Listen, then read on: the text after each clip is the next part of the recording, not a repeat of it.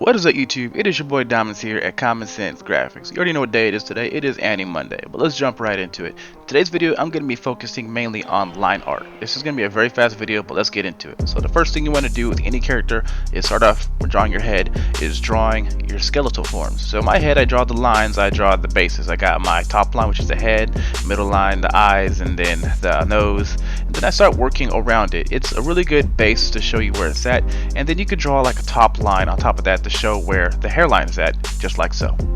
Now you can also use these guidelines for a lot of other things like your hairline and stuff, but for example you can see I'm using them for the bodily features. The eyes I made as circles, I clean up as I go. The nose is kind of like a couple brackets, and then the mouth looks like a lemon chopped in half, and then from there I can draw the neck. And now we can start drawing in the bodily features. We can get more detail with the edges. You know, everything's a little rough right now, but that is perfectly fine to draw things rough. This is just the beginning phase. And as you see here, all the lines look kind of squiggly, very sketchy-ish, and it is okay as the body comes together. Now, as you begin adding more and more detail, do not forget to clean up your image as you go, because lines that become too clogged up and intersect too much can just really mess you up. But for this character, I plan on making it very simple. Her hair, like I said earlier, is going to be kind of like a bowl cut style, short hair, not too long. I'm not going to make it too spiky, just a very basic head. I got her head crooked at an angle, like she's looking at something to her side, and her hair is gravitating towards the way she's looking. If you look towards her left ear, you can see the hair just kind of gravitating over that way, as if like it was getting hit by wind or something. And just take it slowly. And you see here, I'm not adding too many spikes, just a little bit here and there, kind of giving her kind of like a, I want to say cyberpunkish style pink hair, like Japanese style punk hair, with the pink, Japanese hot pink, whatever, you know what I'm talking about. But instead of me using color, I'm going to be using black and white in this entire image. And as you see here, this is pretty much it. Very simple, very easy. You just got to really work on the line work and just figure out how you want to draw. With the brush I'm using for this one, is just a very basic brush, nothing too crazy. It just intersects with each other, and everything just works. As you see here, I'm gonna begin drawing her clothing, and like I said earlier, just a half body, not too much. Just gonna cut her off right at the breasts, and just don't need too much detail. And we are now about to begin the second phase of this image. This is what I do if you're new. I always draw 3 different stages. First the sketch phase, then the detail phase. I use different colors, blue for the sketch, red for the detail, where I go in and then I start drawing over the rough sketches in the detail phase with the red color, and I just start to finalize it, make it look good before I get into the line art. And as you see here, I'm just clearing up things that I like and things that I don't like. If I like something, then I'll just keep it, but if I don't like it, then I'll either just draw right over it and I'll just know what it is, because I'm using the red color as my placeholder to tell me what to actually draw over. And with Adobe Illustrator, it is very easy to hide layers in the layers menu if you don't want them to be there. What I always do at the end of the detail phase is I always turn off the sketch phase, the sketch layer, just so I know what I'm drawing, and it just really helps me out in my own flow very easily. For example, right here, I'm switching back and forth between the 2 layers, and I am editing the opacity because I think that the sketch opacity was too high, just so I can see what I'm doing better. And I'm just making it flow real easy with each other. Everything that I'm drawing right now, I'm realizing, you know, that it's just a way easier way to just do that. It really helps my workflow. For my own method to my madness, I'm able to just draw real quick and fast and easy, and it helps you out so much.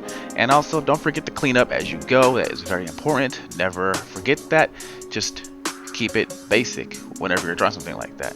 And something like this is a very basic image. As you can see here, I'm getting close to the end of it, and before I start doing the line art phase. And one thing I cannot stress enough, but when you start doing your line art, depending what you have for your equipment, for example, for me, I have a big fancy drawing tablet, screen drawing tablet, where I draw right on the screen, very fancy. Got a Huion Canvas Pro, really nice one, really big one. It's like 27 inches, so I can be able to function real fast, really easy with it. And again, like I said, practice your long strokes in the detail phase. You really, really want to practice that. It's what helps me. It will help you when you begin doing that, and just take your time when you do that. And we are now coming to a close of the detail phase, the line art phase. and we're about to skip over into the line art phase. And if you guys want a tutorial on how to make a custom brush, the brush that I use, it is actually very simple. If you actually want to see how I do it, you'll see how I do it in this video, because I always create the brush brand new every time I make a new project, and you'll see that here in a second. But if you guys want to know, that is pretty much my process, my method to my madness, and just a way how to just get things going real easily.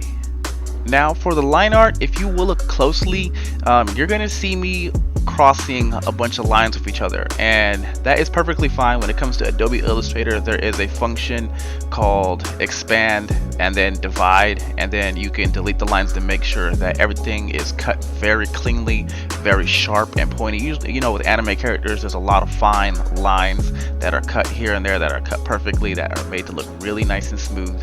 And so if you see lines pretty much everywhere on this character that are all intersecting, that are all crossing each other, some people, they might look at that and be like, oh my god, he's leaving something that back in my art school days they called it cat's tails.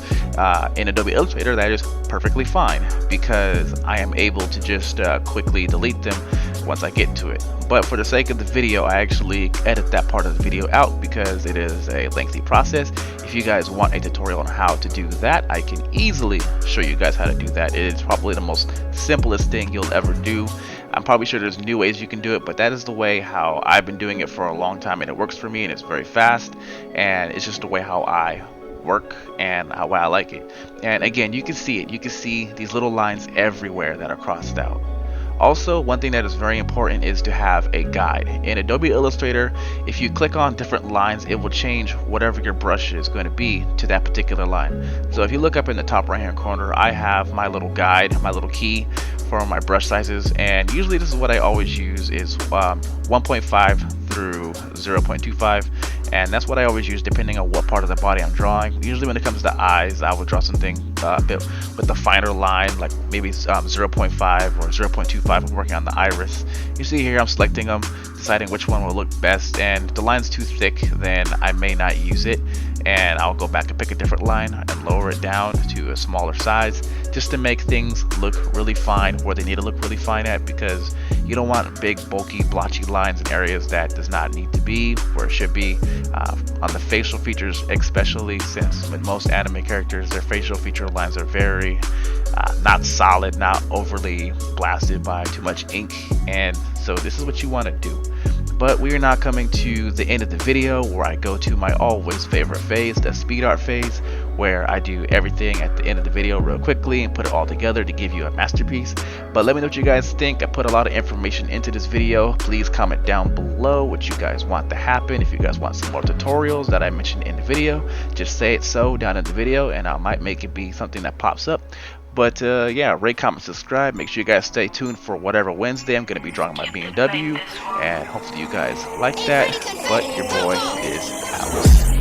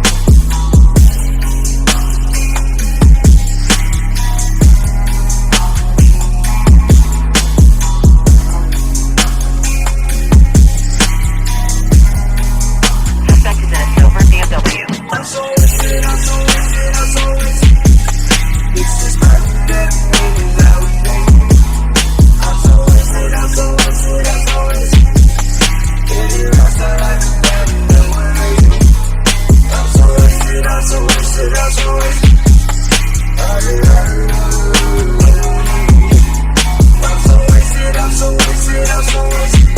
You are, this is permanent. Now